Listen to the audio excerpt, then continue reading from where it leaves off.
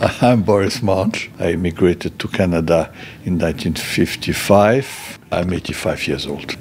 I wanted to start a new life. I wanted to start something somewhere, and it was time. Boris is Swiss, but he has lived in Vancouver most of his life. He's showing me around his legacy, Boma Manufacturing, north of downtown. It's time for the Winter Games, and the factory is humming with activity.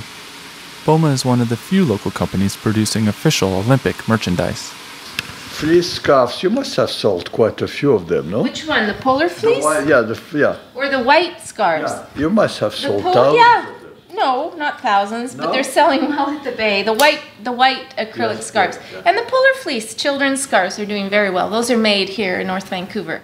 That's Jocelyn Mange, Boris's daughter. She runs the textile department. En français, c'est Jocelyne Mange.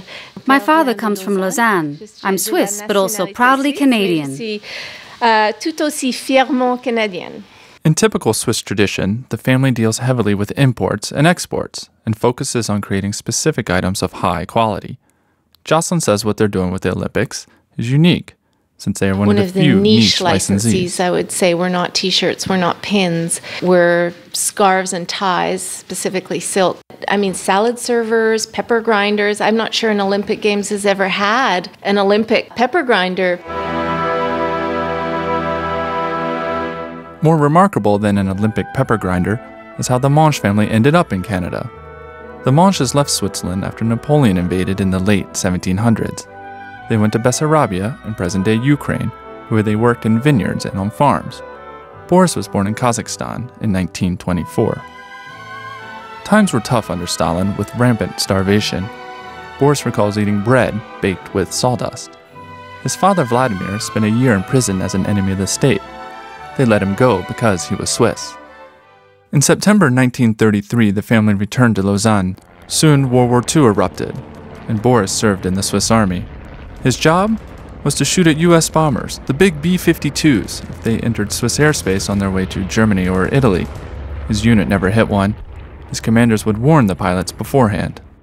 When the war ended, Switzerland was full of opportunity. You know, Switzerland was, after the war, was very prosperous. People during the war were making good money, and they didn't have much to spend it on. They couldn't travel. Everything was rationed.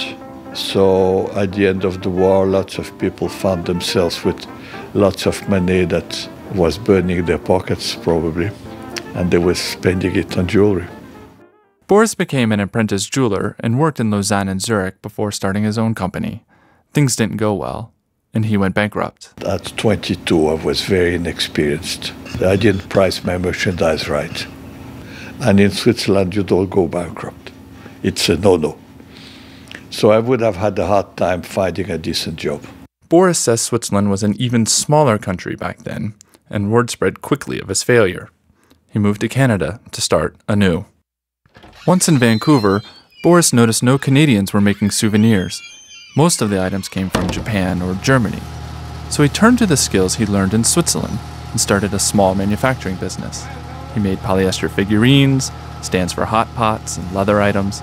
He called the company Boma, as in Boris Mange. I started with no money, no car, no equipment. On the balcony first, in the basement after, in a small store on Marine Drive here in Vancouver. He even made his own machines. The business grew, eventually producing $20,000 worth of goods a day. Boma now employs about 35 people. Well, this is the leather department. This is where we manufacture all the purses and wallets and everything connected to leather. 3 years ago, the Mange family petitioned Olympic officials to become an official supplier of Olympic merchandise. They got it under the name Panabo Sales Limited, and Boris's German wife, Ursula, proudly points to a plaque hanging on the company wall.